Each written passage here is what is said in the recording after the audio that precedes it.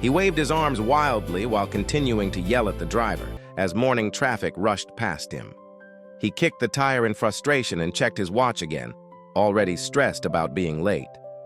After waiting helplessly for several minutes, Chris finally gave up and walked toward the nearest bus stop with irritation written all over his face.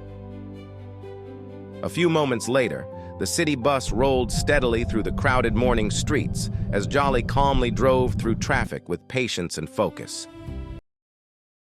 Chris stepped onto the bus without saying a word and dropped himself into a seat near the front with visible frustration.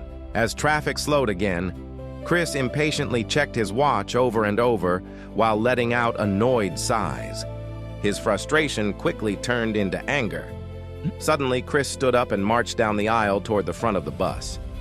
Jolly stayed calm at the dashboard, carefully steering through traffic while keeping his eyes on the road ahead.